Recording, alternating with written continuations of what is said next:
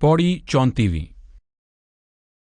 राती रुत्ती थित्ती वार, पवन पाणी अग्नि पाताल, तिस विच धरती थाप रखी धर्मसाल। तिस विच जीय जुगत के रंग, तिनके नाम अनेक अनंत। कर्मी कर्मी होए विचार, सच्चा आप सच्चा दरबार। तिथै सोहन पंच परवाण, नदरी करम पवै निशान। कच्च पकाई ओथै पाए, नानक गया जापै जाए। सरल अर्थ। गुरु साहब 34वीं से 37वीं तक की 4 पौड़ियों में परमात्मा द्वारा धरती की रचना की विधि, धरती के सृजन के उद्देश्य, धरती के प्रबंध में काम कर रहे कर्म और फल के नियम पर प्रकाश डालते हुए आंतरिक सूक्ष्म रूहानी जगत की झांकी पेश कर रहे हैं। गुरु साहब ने सारी स्थूल और सूक्ष्म सृष्टि को 5 भागों में बांटते हुए इसको धर्मखंड, ज्ञानखंड, सरमखंड, कर्मखंड और सचखंड का नाम दिया है। धर्मखंड के 2 भाग हैं। एक यह मृत्युलोक, जिसको आपने धरती धर्मसाल का नाम दिया है। इसका सारा कार्य व्यवहार कर्म और फल के नियम के अनुसार चल रहा है। इससे ऊपर सूक्ष्म रचना है। सूक्ष्म रचना के शुरू में ही कर्म और फल को लागू करने वाला धर्मराज अपना कार्य कर रहा है। जैसे जैसे ऊपर की तरफ जाते हैं, अधिक सूक्ष्म और चेतन आत्मिक जगत में पहुंचते जाते हैं। 34वीं पौड़ी में कहते हैं, उस मालिक ने दिन रात, तारीखें, ऋतुएं या मौसम, हवा, पानी, अग्नि और पाताल बनाकर इसमें धरती को धर्मशाला के रूप में स्थित कर दिया है। इस धरती पर अनंत नामों वाले रंग बिरंगे भांति भांति के जीव हैं, जो अनेक युक्तियों के अनुसार जीवन व्यतीत कर रहे हैं। कुल मालिक के दरबार में जीवों के कर्म देखे जाते हैं और कर्मों को भुगतवाने का प्रबंध किया जाता है। वह मालिक भी सच्चा है, उसका दरबार भी सच्चा है। उसके दरबार में पंच सुशोभित हैं। जिस पर उस मालिक की दया दृष्टि होती है, उस पर ही उसकी बख्शिश का निशान लगता है। कौन कच्चे हैं और कौन पक्के, इसके बारे में पूरा पता वहां जाकर ही लगता है। व्याख्या। पहले भी सुन आए हैं कि संसार में 2 तरह की सोच वाले लोग हैं। एक वे हैं जो इस संसार को अंतिम सत्य मानकर इसके सुखों को जीवन का मूल उद्देश्य समझते हैं। वे स्वादिष्ट भोजन, शराब कबाब, तरह तरह के नशों, स्त्रियों पुरुषों की संगति, राग रंग की महफिलों, थिएटरों, क्लबों, जमीनों जायदादों, महल कोठियों, ऊंचे पदों आदि की प्राप्ति को जीवन का मूल उद्देश्य समझते हैं। ऐसे लोग इस बात की परवाह नहीं करते कि संसार अपने आप बना है या किसी रचयिता की रचना है। वे यह नहीं मानते कि संसार के रचयिता ने खास उद्देश्यों की पूर्ति के लिए सृष्टि की रचना की है और जीवों को खास उद्देश्य की पूर्ति के लिए संसार में भेजा है। दूसरी तरफ वे संत महात्मा हैं जो संसार को परमात्मा की रचना मानते हैं। वे इस बात पर जोर देते हैं कि आत्मा परमात्मा का अंश है। इंसान की हस्ती का वास्तविक आधार आत्मा है, शरीर नहीं। परमात्मा ने मनुष्य को एक खास उद्देश्य की पूर्ति के लिए संसार में भेजा है। वह उद्देश्य आत्मा को परमात्मा में अभेद करके पूर्णता प्राप्त करना है। इस उद्देश्य की पूर्ति के बिना न सच्चा और स्थायी सुख मिल सकता है और न ही जीवन सही अर्थों में सफल हो सकता है। इस दृष्टि से 34वीं पौड़ी का गुरु साहब की विचारधारा में विशेष स्थान है। इसमें प्रकट विचारों में गुरु साहब की विचारधारा का सार समाया हुआ है। रात्ति रुत्ति थित्ति वार, पवन पाणी अग्नि पाताल। पहले पवन पाणी अग्नि पाताल के बारे में विचार करते हैं। गुरु साहब समझा रहे हैं कि यह सृष्टि उस कर्ता की रचना है उस कर्ता ने पृथ्वी, पानी, अग्नि, वायु और आकाश रूपी 5 तत्वों द्वारा इसकी रचना की है। दूध की बनी बर्फी में दूध के गुण होते हैं। इमली की बनी हुई चटनी में इमली का असर होता है। इसी तरह 5 तत्वों की बनी सृष्टि में 5 तत्वों का प्रभाव होता है। गुरु रामदास जी कहते हैं, पंच तत् कर तुद सृष्टि सब साजी, कोई छेवा करयो जे कुछ कीता होवै। उस कर्ता ने 5 तत्वों द्वारा सृष्टि की रचना की है। यदि किसी में ताकत है तो छठा तत्व पैदा करके दिखाए। आपका भाव है कि परमात्मा द्वारा बनाई गई सृष्टि को किसी तरह से भी कम या ज्यादा कर सकना असंभव है। आज विज्ञान बहुत उन्नति कर चुका है, पर सोचने वाली बात यह है कि क्या वैज्ञानिक परमात्मा द्वारा बनाए गए तत्वों के प्रयोग के बिना और परमात्मा द्वारा सृजित सृष्टि की सहायता के बिना कोई चीज बना सकते हैं? वैज्ञानिक परमात्मा द्वारा संसार को चलाने के लिए बनाए गए नियमों की खोज करके उनसे लाभ उठा सकते हैं, पर स्वयं नए नियमों के अनुसार चलने वाली नई सृष्टि की रचना नहीं कर सकते। खूंटे से बंधी गाय केवल उतनी दूर ही जा सकती है जितनी लंबी रस्सी हो। मनुष्य केवल उस हद तक ही कुछ कर सकता है जिस हद तक उस रचयिता ने उसको कुछ कर सकने की ताकत दी है। इसलिए गुरु साहब कहते हैं कि अगर किसी के वश में है तो कोई नई चीज बनाकर दिखाए। मूल रूप में तत्व 5 ही रहते हैं, पर इनकी मात्रा के घटने बढ़ने से जिस्मों या आकारों के स्वभाव बदल जाते हैं। वनस्पति अर्थात वृक्षों और पौधों में पानी का तत्व प्रधान होता है, शेष तत्व नाम मात्र होते हैं। कीड़ों मकोड़ों आदि में पृथ्वी और अग्नि के तत्व प्रधान होते हैं और बाकी 3 तत्व नाम मात्र होते हैं। पक्षियों में 3 तत्व प्रधान होते हैं और चौपायों में 4 तत्व। इंसान में 5 तत्व पूर्ण मात्रा में होते हैं, इसलिए उसे 5 तत्वों का पुतला कहा जाता है। फिर अलग अलग लोगों में 5 तत्वों की मात्रा में अंतर होता है, जिस कारण उनके स्वभाव अलग अलग होते हैं।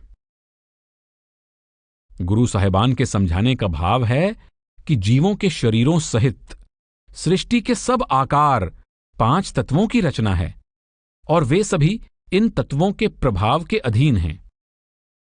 गुरु नानक साहब कहते हैं, पहला पानी जियो है जित हरया सब कोए। वायु और पानी के बिना जीवन असंभव है। सारे अनाज और मेवे धरती से पैदा होते हैं। सभी धातुएं और खनिज पदार्थ धरती से निकलते हैं। सारी वनस्पति, चारों खानियों के जीव, थल, पर्वत और सागर सब धरती के सहारे खड़े हैं। इसी तरह अग्नि और आकाश का सृष्टि और जीवन की गति प्रगति में खास स्थान है। वास्तव में ये 5 तत्व एक दूसरे के दुश्मन हैं और केवल परमात्मा के हुक्म के कारण इकट्ठे मिलकर चलते हैं। जब प्रभु सृष्टि का विनाश करना चाहता है तो धरती पानी में घुल जाती है, पानी को अग्नि खुश्क कर देती है, अग्नि को वायु उड़ाकर ले जाती है और वायु को आकाश खा जाता है। यहां गुरु साहब सबसे पहले सृष्टि की रचना और इसके संचालन में काम कर रहे तत्वों के महत्व पर प्रकाश डालते हैं। रात्ति रुत्ति थित्ति वार। परमात्मा ने सृष्टि को समय के अधीन रखा है। पल, क्षण, घड़ी, रात, दिन, वार और ऋतुएं समय के निरंतर प्रवाह की तरफ संकेत करती हैं। समय का प्रवाह दोहरा है। समय आगे की तरफ भी चल रहा है और चक्कर की तरह भी चल रहा है। दिन के बाद रात, रात के बाद दिन, एक ऋतु के बाद दूसरी ऋतु। इसी तरह पल क्षण से शुरू होकर युगों तक पहुंच जाते हैं। सतयुग के बाद त्रेता, त्रेता के बाद द्वापर, द्वापर के बाद कलयुग और कलयुग के बाद फिर सतयुग। समय के चक्कर में वेग की सबसे बड़ी खूबसूरती यह है कि जितना एक बिंदु से दूर होते जाते हैं उतना ही उसके पास भी होते चले जाते हैं। चक्कर में चल रहे हैं, इसलिए जितना सतयुग से दूर जा रहे हैं उतना ही सतयुग के नजदीक भी होते जा रहे हैं। समय का दूसरा अर्थ परिवर्तन है, और परिवर्तन निरंतर है।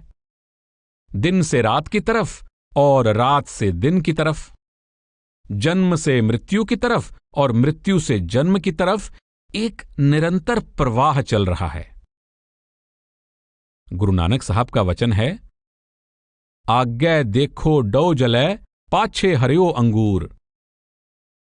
आप संकेत करते हैं कि संसार रूपी जंगल में एक अजीब तमाशा नजर आ रहा है।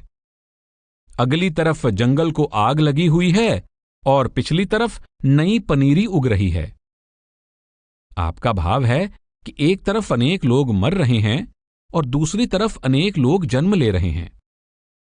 जो विकास कर रहा है वह विनाश की तरफ जा रहा है, जो विनाश की तरफ जा रहा है वह दोबारा जीवन धारण कर रहा है।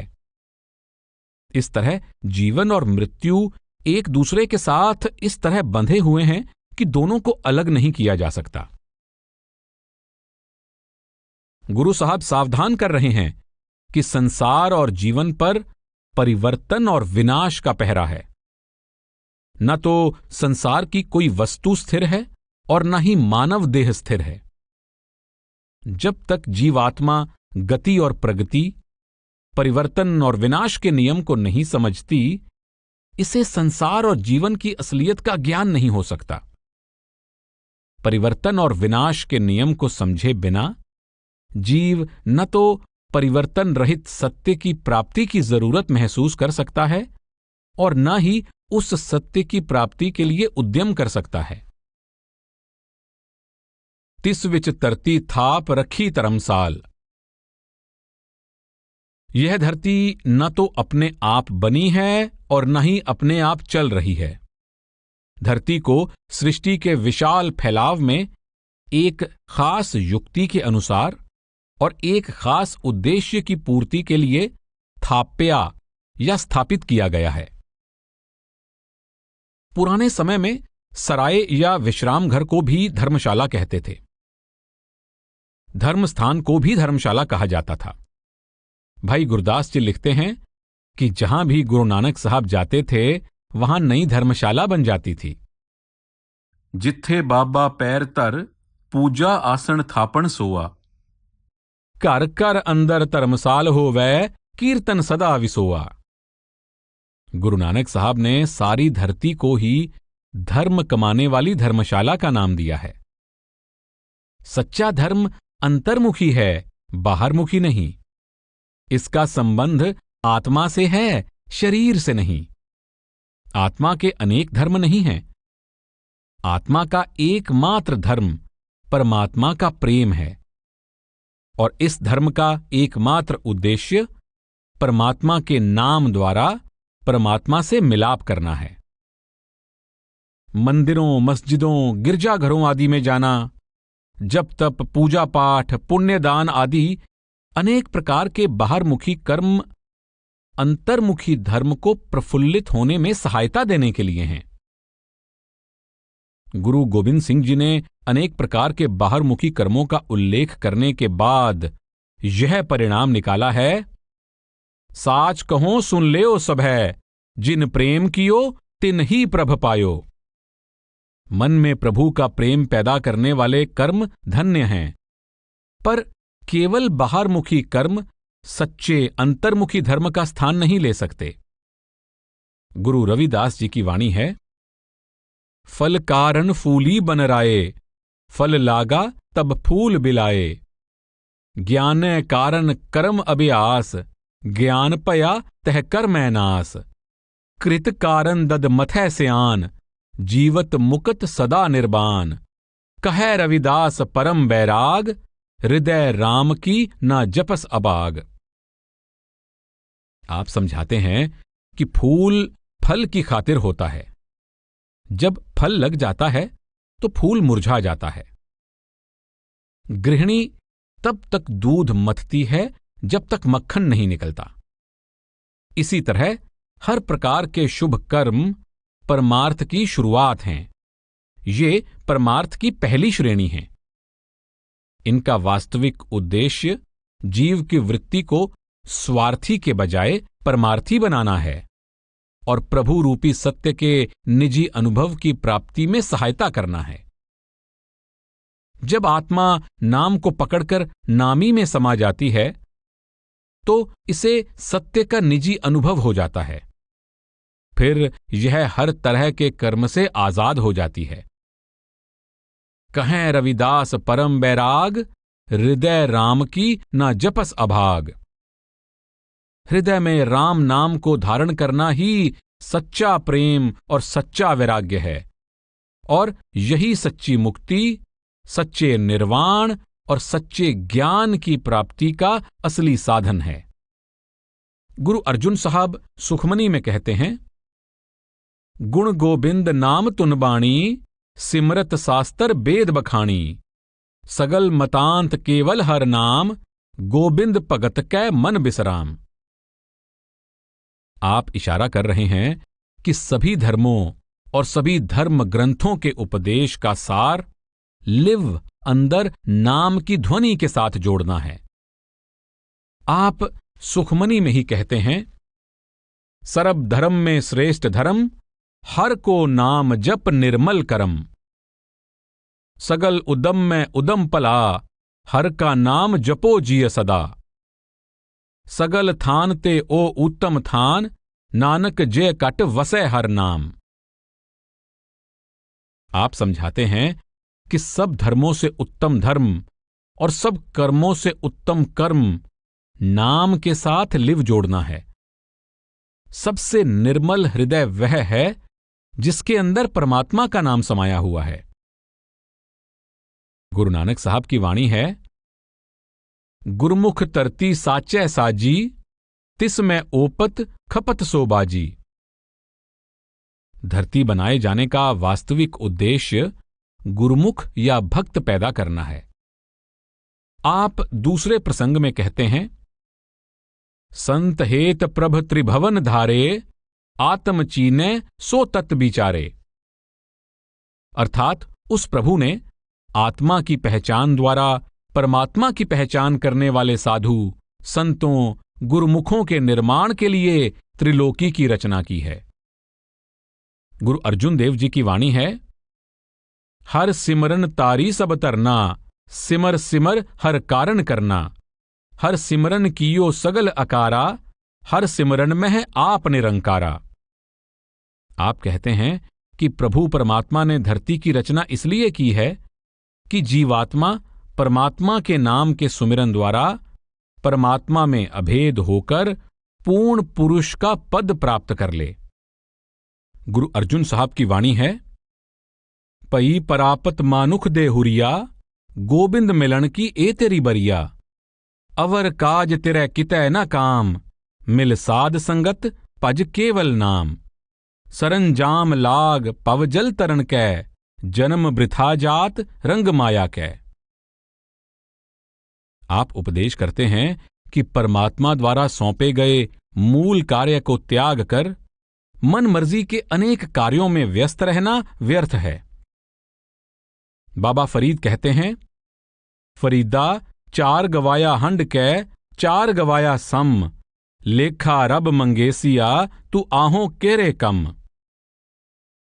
आप खबरदार करते हैं कि परमात्मा द्वारा सौंपे गए कार्य को भूलने वाले व्यक्ति से परमात्मा लेखा मांगेगा कि ऐ भले मानुष, तुझे भेजा किस काम के लिए था और तू वहां करता क्या रहा। तिस विच जीय जुगत के रंग, तिन के नाम अनेक अनंत। देहधारी आत्मा को जीवात्मा कहा जाता है। दुनिया केवल निर्जीव शक्लों पदार्थों का खेल नहीं है। इसमें अनंत प्रकार के और अनंत ढंगों से विचरने वाले चेतन जीव भी बस रहे हैं। वास्तव में धरती, पर्वत, सागर, वनस्पति आदि सब वस्तुएं और पदार्थ जीवात्मा के लिए पैदा किए गए हैं। 5 तत्वों की कुल कायनात मनुष्य की सेवा सहायता के लिए पैदा की गई है, ताकि वह नाम सुमिरन द्वारा प्रभु प्राप्ति का अपना उद्देश्य पूरा कर सके। कर्मी कर्मी होए विचार, सच्चा आप सच्चा दरबार। हमें यहां नाम के सुमिरन द्वारा पिता परमात्मा से मिलाप करने के लिए भेजा गया है, पर यह कार्य कोई विरला ही करता है। गुरु तेग बहादुर साहब कहते हैं, निस दिन माया कारने प्राणी डोलत नीत, कोटन मैं नानक कोऊ नारायण जिह चीत। संसार में माया के पुजारी अनेक हैं, परमात्मा का पुजारी कोई कोई है। जो लोग परमात्मा के नाम को भूलकर मन चाहे खेलों में मस्त हैं, उनके हर कर्म का हिसाब रखा जाता है और उन्हें हर कर्म का फल दिया जाता है।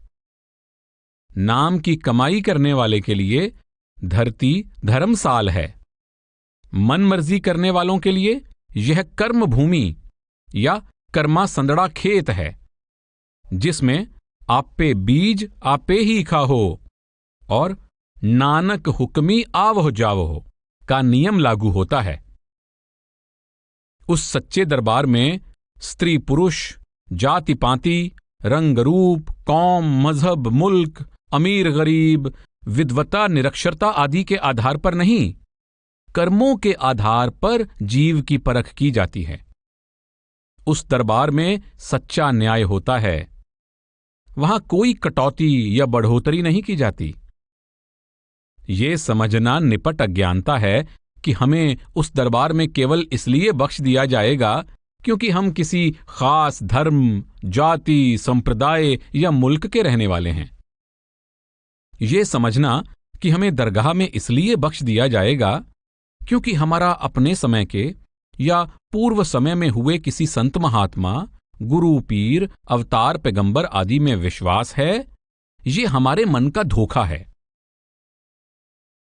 तिस विच तरती थाप रखी तरमसाल को कर्मी कर्मी होए विचार से मिलाकर पढ़ने से यह संकेत मिलता है कि यह धरती कर्म भूमि है। यहां इंसान कर्मों की खेती बोता और काटता है। गुरु साहब कहते हैं, जैसा बीजै सो लुणे, जो खट्टे सो खाए। गुरु अर्जुन देव जी कहते हैं, जैसा बीजै सो लुणे, कर्म एहो खेत। बाबा फरीद कहते हैं, फरीदा लोड़ै दाख बिजुरियां, किक्कर बीजै जट, हंडै उन कताएं दा, पैदा लोड़ै पट। संसार का प्रत्येक प्राणी कर्म भी मन मर्जी के करना चाहता है और फल भी मन मर्जी के लेना चाहता है। यह किसी भी तरह संभव नहीं है। जो मिर्चों की फसल बोता है, मिर्चें ही पाएगा, और जो सेब का पौधा लगाएगा, सेब खाने का अधिकारी हो जाएगा। संसार में हर समय और हर जगह अनेक रावण, दुर्योधन और हिरण्यकशिपु दिखाई देते हैं। सच तो यह है कि हम सब ही रावण, दुर्योधन और हिरण्यकशिपु हैं। जब पराई स्त्री पर नजर रखते हैं तो रावण हैं, जब पराया अधिकार मारना चाहते हैं तो दुर्योधन हैं, और जब हौमे के वश होकर अपने रचयिता को भूल जाते हैं, उस कर्ता के हुक्म से निडर हो जाते हैं और स्वयं प्रभु की पूजा करने की बजाय अपनी पूजा करवाना चाहते हैं, तो हिरण्यकशिपु हैं। हम जुल्म, जबरदस्ती, अन्याय आदि जो भी कुकर्म करते हैं, इस भ्रम के अधीन करते हैं कि हमें किए हुए कर्मों की सजा नहीं भोगनी पड़ेगी। इस अज्ञान को जितनी जल्दी छोड़ दिया जाए, अच्छा है। गुरु साहब ने जीव को सावधान किया है कि कर्म और फल का नियम अटल है। हमारा प्रारब्ध हमारे ही पूर्व में किए हुए कर्मों का फल है, और पुनर्जन्म, आवागमन या 84 के चक्कर में भटकने का कारण भी किए हुए कर्म हैं। साथ ही आपने ये समझाने का प्रयत्न किया है कि पुण्य पापों का नाश नहीं कर सकते। पुण्य और पाप दोनों ही जीव को आवागमन के चक्कर से बांधकर रखते हैं। जीव को आवागमन के चक्कर से छुड़ाने वाला और पुण्य पाप सुख दुख के द्वैत से सदा के लिए मुक्ति देने वाला साधन परमात्मा का नाम है। आप आसादीवार में कहते हैं, नानक जिये उपाय के लिख नावे धर्म बहा लिया, उथै सच्चे ही सच निबड़ै चुणवख कड़े जजमा लिया। थाओ ना पायन कूड़ेयार मुँह कालै दो जक चालिया, तेरे नाए रते से जिण गए हार गए से ठगण वालिया, लिख नावे धर्म बहा लिया। गुरु साहब समझा रहे हैं कि झूठी माया में डूबे रहने वाले कूड़ियार किए हुए कर्मों के अनुसार नरकों स्वर्गों में चले गए, और नाम की कमाई करने वाले गुरुमुख जीवन की बाजी जीतकर निज घर पहुंच गए।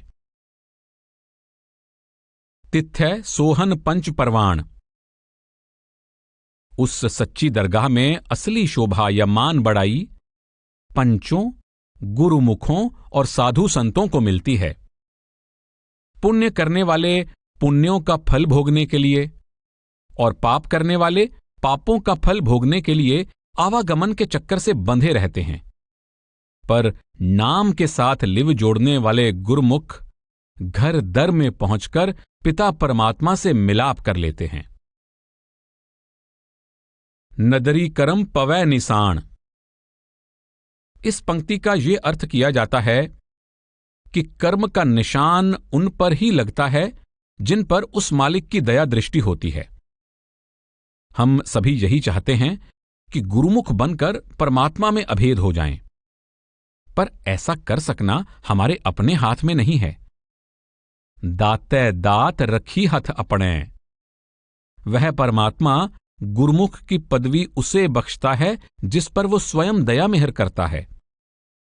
प्रभु प्राप्ति की बड़ाई मनुष्य के यत्न या चतुराई पर नहीं, प्रभु की रहमत पर निर्भर है। कच्च पकाई ओथै पाए। इस पंक्ति का यह अर्थ किया जाता है कि जो लोग यहां कच्चे हैं वे वहां जाकर पक जाते हैं। इसका यह अर्थ भी किया जाता है कि कच्चे और पक्के, पुण्य करने वाले और पाप करने वाले, या दुनियादार और भक्त का निर्णय वहां पहुंचकर होता है। इस बात का निर्णय भी वहां पहुंचकर होता है कि कौन कच्चा है और कौन पक्का। नानक गया जापै जाए। गुरु साहब कहते हैं कि जो लोग यहां नासमझी और लापरवाही के कारण मन मर्जी करते हैं और प्रभु भक्ति या नाम की कमाई की तरफ से लापरवाह रहते हैं, वहां जाकर चकित रह जाते हैं कि ये क्या हो गया।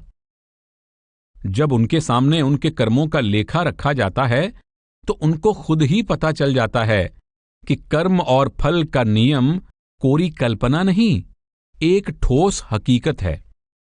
गुरु अर्जुन देव जी आगे कहे गए शब्द में जीव को सावधान करते हैं।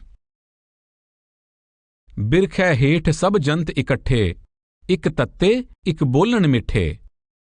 अस्त उदोत पया उठ चले, ज्यों ज्यों औद विहानियां। पाप करेंदड़ सर पर मुठे, अजराइल फड़े फड़ कुट्ठे।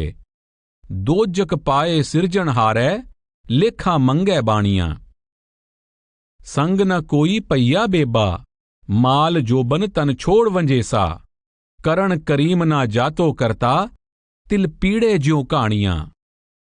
खुस खुस लैंदा वस्त पराई, वेखै सुनै तेरे नाल खुदाई। दुनिया लब पया खात अंदर, अगली गल ना जानियां। जम जम मरै मरै फिर जम्मै, बहुत सजाए पया देस लम्मै। जिन कीता तिसे न जानी, अंधा ता दुख सहे प्राणियां। संसार में अलग अलग स्वभाव और वृत्तियों वाले लोग अलग अलग किस्म के कर्म करते हैं। बुरे कर्म करने वालों को धर्मराज नरकों में भेजता है। उनको वहां ऐसे पेरा जाता है जैसे कोल्हू में तिलों को। जपजी के अंत में ये श्लोक दर्ज है। पवन गुरु पाणी पिता, माता तरत महत। दिवस रात दुई दाई दाया, खेलै सगल जगत। चंगे आइयां बुरे आइयां, वाचै तरम हुदूर। कर्मी आपो आपनी के निर्णय के दूर। जिन्नी नाम ते आया गए मसक्कत काल, नानक ते मुख उजले केती छुट्टी नाल। इस श्लोक की 34वीं पौड़ी के साथ आश्चर्यजनक समानता है। ये 5 तत्वों की रचना समय, काल या परिवर्तन के नियम के अनुसार चल रही है। यहां जीव अच्छे कर्म भी करते हैं और बुरे कर्म भी कमाते हैं। धर्मराज उन सब पुण्यों और पापों का लेखा रखता है और फल देता है। जो गुरुमुख नाम की कमाई करते हैं वे स्वयं भी भवसागर से पार हो जाते हैं और उनके उपदेश से लाभ उठाकर नाम की कमाई करने वाले अन्य अनगिनत जीव भी परमात्मा से मिलाप करके सदा के लिए आवागमन के चक्कर से मुक्त हो जाते हैं।